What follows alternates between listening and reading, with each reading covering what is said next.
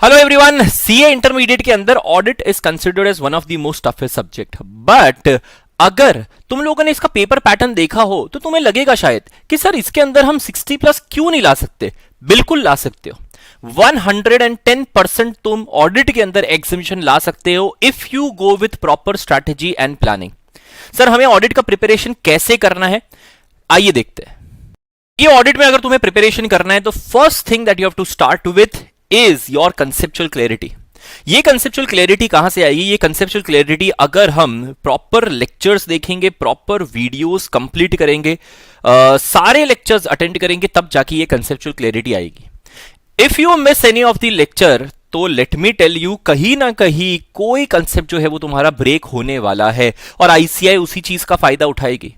सो पहली बात है कि तुम्हें कंसेप्चुअल क्लैरिटी लेके आनी है from the videos. Now let me tell you, gone are those days जहां पे तुम्हें ऐसा लगता था कि सर ऑडिट जो है हमें रट्टा मारना पड़ेगा। नहीं, ऑडिट अब तुम्हें रट्टा मारने की जरूरत नहीं है। ICI is going towards a more analytical approach, और इसी एनालिटिकल अप्रोच में आईसीआई ऑब्वियस सी बात है जो ये पैराडाइम शिफ्टिंग कर रही है ना, उसमें आईसीआई डेफिनेटली जो है वो इस तरह के एनालिटिकल क्वेश्चंस पूछेगी, केस स्टडी बेस्ड क्वेश्चंस पूछेगी, जहां पे तुम्हें एनालिटिकल आंसर्स लिखने हैं rather than as it is answers, है ना। जो रट्टाफिकेशन करके जो एज इट इज आंसर लिखने वो अब जरूरत नहीं है। All you have to do is you have to focus on your video, you have to focus on your conceptual clarity. मैं बता दूं, जब जब तुम लेक्चर्स देख रहे हो, वीडियोस देख रहे हो, जितने एग्जाम्पल्स बताए जा रहे हैं वो सारे एग्जाम्पल्स तुम्हें भी नोट डाउन करने चाहिए, because when you start studying वो एग्जाम्पल्स जो है वो तुम्हें काफी आसान लगेंगे, है ना। वो एग्जाम्पल्स की वजह से कॉन्सेप्चुअल जो है वो क्लैरिटी वापस आएगी और जल्दी चीजें याद होने लगेगी। ऑडिट में टाइम नहीं लगेगा प्रिपेयर करने में, ठीक है। नाउ वीडियो एक बार, है ना, तुम्हें और कुछ नहीं सोचना सर और क्या करूं, ये क्या करूं, इसके साथ ऐसा करूं क्या, उसके साथ ऐसा करूं क्या, नहीं। स्टेप बाय स्टेप मैं जैसा बता रहा हूं वैसा वैसा करते रहो। प्लेन सिंपल तुम्हारा एक ही फोकस रहेगा, that is videos and conceptual clarity. Video देखो, हाईलाइट जहां जाकर आए वह हाईलाइट करो, कंसेप्चुअल क्लैरिटी लेके आओ, दैट्स इट, ठीक है, और कुछ नहीं करना। फिर सर क्या करें? उसके बाद तुम्हारे पास एक 3 स्टेप अप्रोच रहेगा। एक बार तुमने सारी वीडियोस देख ली, अब 3 स्टेप अप्रोच। 3 स्टेप अप्रोच में क्या करना है? पहला, तुम्हें वन टाइम क्या करना पड़ेगा? मॉड्यूल स्टडी करना पड़ेगा। देखो पढ़ाई होगी मॉड्यूल से, तो तुम्हें सेल्फ स्टडी भी जो है वो वन टाइम कहां से करना पड़ेगा? मॉड्यूल से। मॉड्यूल से पढ़ोगे तो एक ऐसा कॉन्फिडेंस आएगा ना जो तुम्हें कहीं और से नहीं मिलने वाला।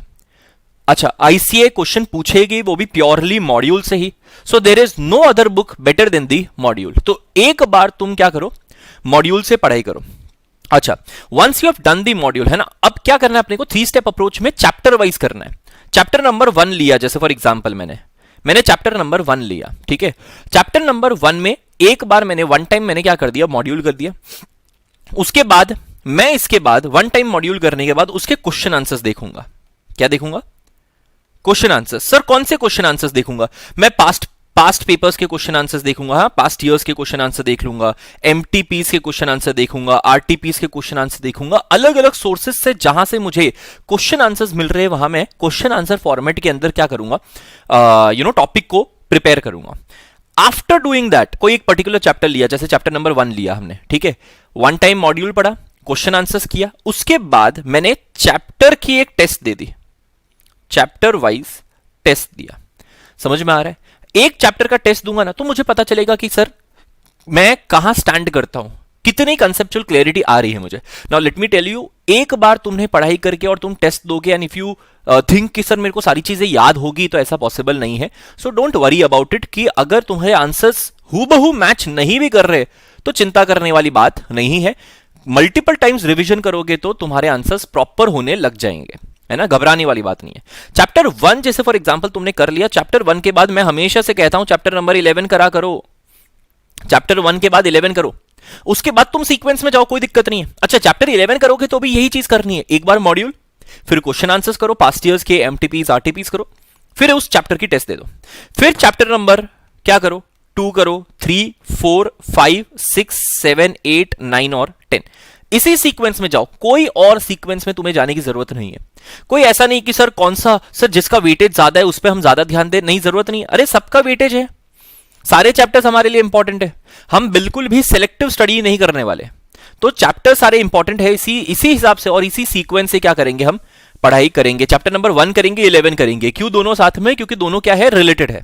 Chapter number 1 and 11 are interrelated, इसलिए दोनों साथ में करो। एंड देन तुम 2 3 4 5 6 7 8 9 और 10 ऑब्वियसली इन सब चीजों के ऊपर क्या कर सकते हो, फोकस कर सकते हो। हर एक चैप्टर में तुम्हें यही 3 स्टेप अप्रोच अपनाना है।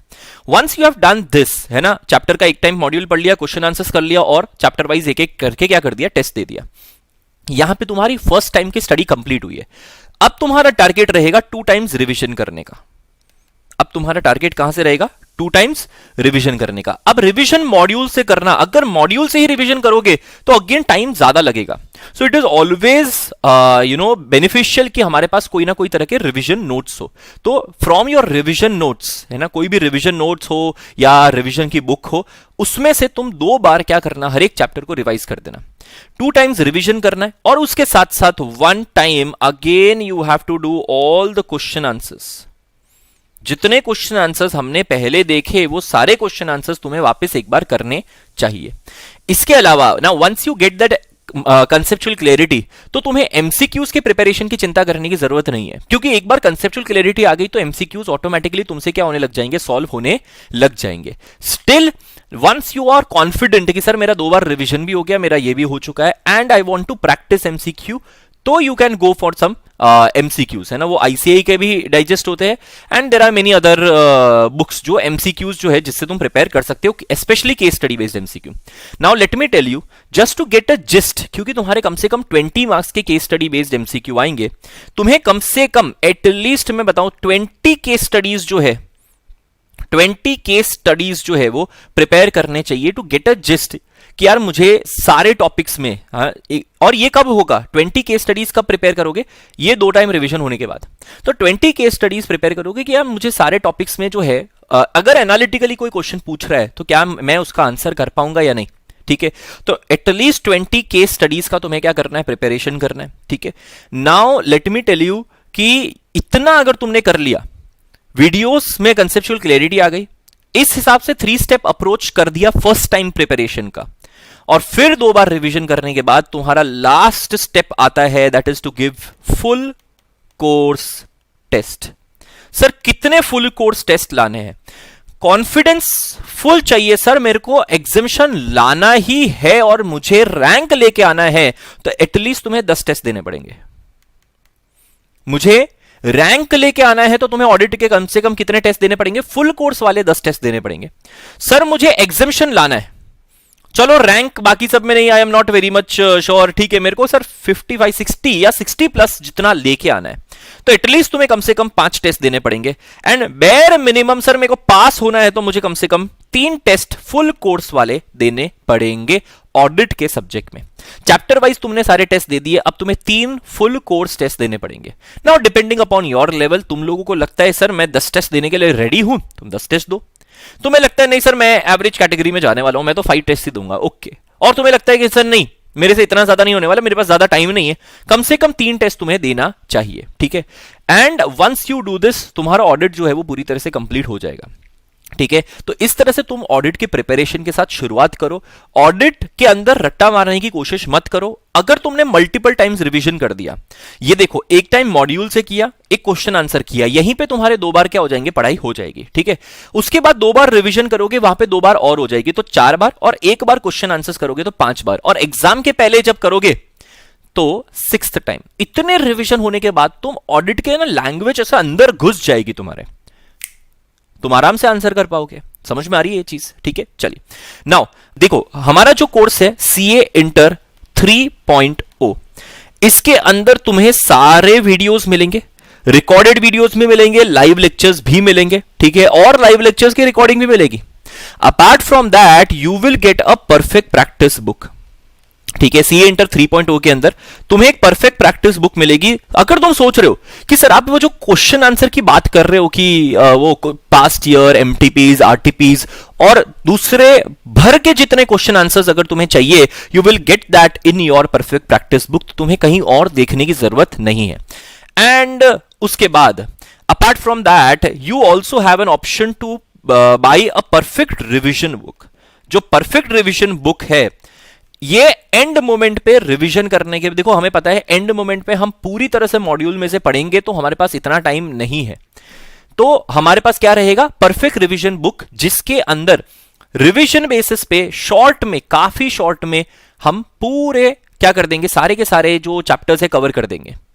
इतना कवर कर देंगे कि हम आराम से आंसर्स लिख सकते। इनफैक्ट इवन इफ तुमने खाली परफेक्ट रिवीजन बुक से भी पढ़ाई कर ली, रिवीजन कर लिया, तो तुम आंसर्स लिख पाओगे। सो तुम्हारे पास परफेक्ट रिवीजन बुक भी है, वो सेपरेटली भी अवेलेबल है वेबसाइट पे। You can go check it out on the website. Perfect revision book क्या है देख सकते हो, उसके फीचर्स देख सकते हो, सी एंटर 3.0 के फीचर्स देख सकते हो। You will get live doubt solving, ठीक है, बीच बीच में देखो तुम्हें डाउट्स आते रहेंगे कहीं ना कहीं ऑडिट के अंदर, you will get live doubt solving facilities. तो ये सब का बेनिफिट उठाओ, ठीक है। एंड तुम ये सब करोगे तो तुम डेफिनेटली क्या कर सकते हो, ऑडिट क्लियर कर सकते हो। ऑडिट क्लियर तो बहुत दूर की बात है यार, तुम ऑडिट के अंदर एग्जामिशन लेके आ सकते हो।